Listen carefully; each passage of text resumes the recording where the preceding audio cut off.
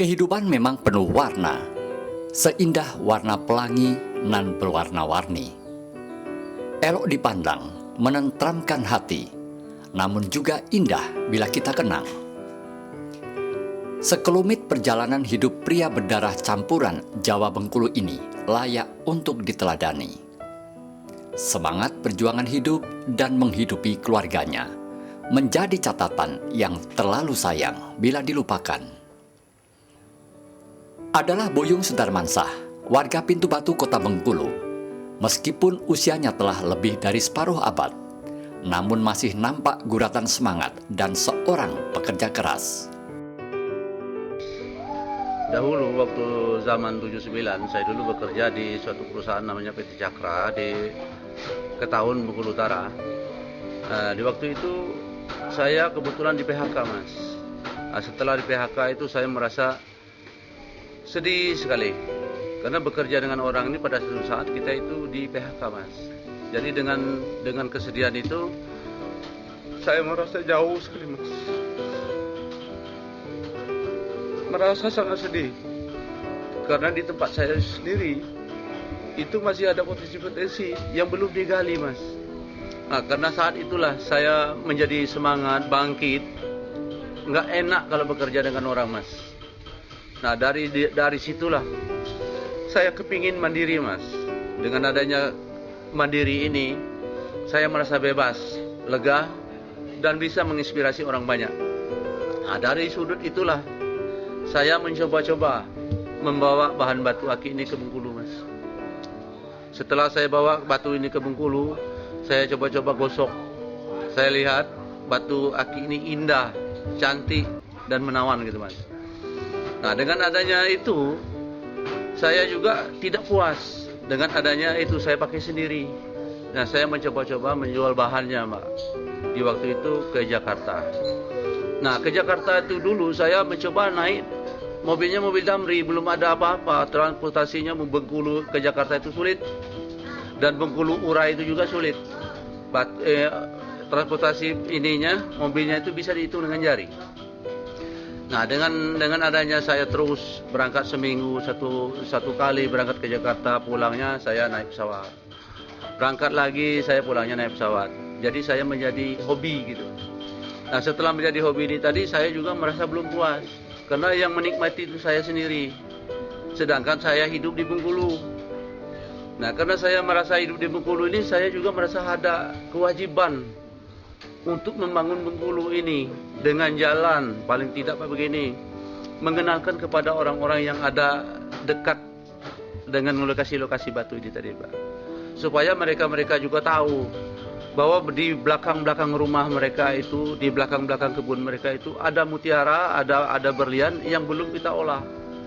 Nah, dari situlah saya bersemangat lagi supaya mereka-mereka ini terangkat lagi ekonominya dan lebih bagus. Nah, saya membeli dari hasil-hasil yang saya suruh cari tadi. Nah, dengan adanya seperti itu, saya bersemangat lagi. Ingin membuat Bengkulu ini lebih maju lagi. Kalau bisa ada orang-orang yang bekerja dengan saya. Tadinya saya bekerja dengan orang, saya ingin juga merasakan orang itu bekerja dengan saya. Makanya saya serahkan dengan anak saya, Chandra gitu, Pak. Nah, dengan jatuh bangun itu tadi, saya mencoba juga dengan makanan khas, karena waktu itu boomingnya belum seperti sekarang ini. Waktu itu kami memakai batu aja disebut dukun, orang gila dan pengangguran di waktu itu. Tapi hinaan itu saya telan dalam-dalam, Pak. Saya kubur dalam-dalam. Yang penting saya punya visi dan misi untuk mengangkat Bengkulu ini lebih maju dan lebih sejahtera. Saya menganggap batu ini, Pak, berlian ini, Pak. Bukan aki, ini berlian. Karena kenapa saya katakan berlian? Harganya ini bisa lebih dari emas, Pak. Satu buah batu ini bisa lebih dari emas.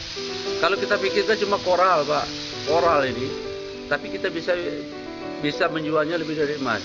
Contoh saya hari ini aja tadi udah bisa sampai menjual sampai 6 juta gitu. Itu harga motif. Buah biasanya jatuh tidak jauh dari pohonnya. Gambaran keuletan dan semangat berwirausaha ini nampak dari Chandra Nanda Satria, putra tunggal Pak Buyung Sudarmansah. keadaan kehidupannya yang berat saat itu telah menempa Chandra untuk hidup dan berjuang agar bermanfaat bagi sesamanya. Ya, termotivasinya seorang Chandra terutama sekali dari diri sendiri yang mengerti bahwa saya ini seorang anak yang pernah dilahirkan dari kedua orang tua, bapak sama ibu, yang membuat saya lebih termotivasi lagi karena saya dilahirkan dari orang yang betul-betul yang mempunyai mental dan harga diri untuk menjadi seorang wira swasta yang maju, yang betul-betul bisa membela daerah, mengangkat potensi yang ada. Setelah itu yang telah saya rasakan setelah saya mengetahui di dunia pendidikan yang saya disekolahi oleh bapak ibu saya. Saya merasa pendidikan yang diberikan mereka itu harus digunakan, terutama untuk diri saya, keluarga, dan orang banyak. Makanya saya mempunyai tekad untuk bisa maju menggeluti dunia wira swasta ini.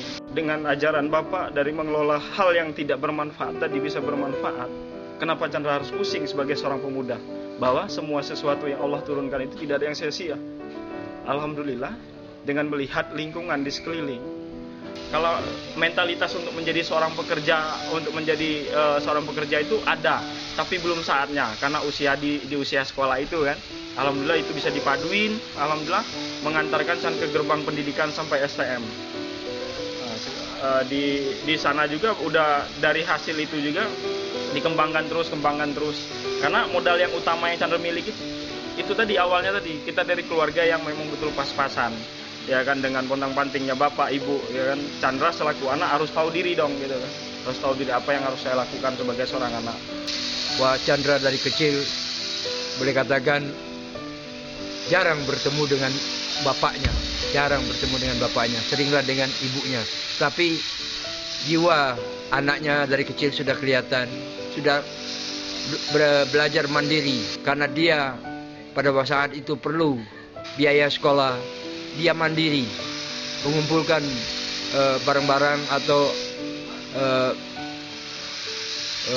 tumbuh-tumbuhan atau biji-bijian yang berasal dari pinggir laut seperti buah rotan yang mereka kemas bikin bunga lantung, kulit lantung. Di mana ada keramaian pasti dia tampil cara kerja bersama-sama dibantu oleh teman-temannya antara 2 dan 3 orang. Dan itu Chandra tukar lagi membantu pada waktu itu ibunya.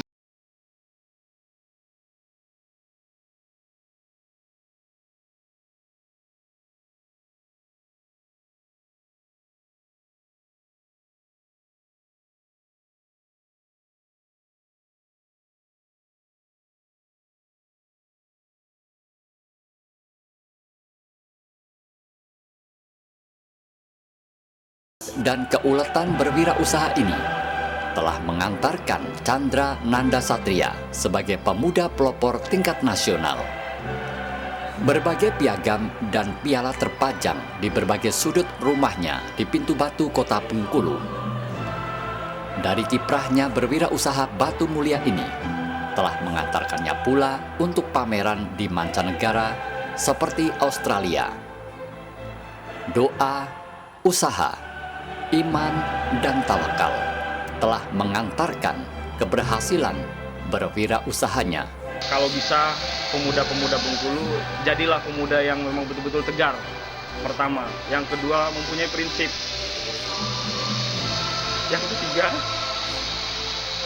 memang betul-betul menjadi seorang pemuda yang bertanggung jawab terhadap dirinya, orang tua, keluarga, dan orang banyak. Karena tanggung jawab itulah yang bakal membuat manusia itu bisa berdiri tegar dan membela tanah air negara tercinta ini. Itu NKRI memang harga mati. Pemuda berjaya, tercipta lapangan kerja. Wirausaha sukses, masyarakat sejahtera. Jangan jadi pemuda yang malas. Dari sekarang, wujudkan impian. Pemuda harus punya impian untuk menyambut masa depan supaya Indonesia harus lebih maju dan jaya lagi.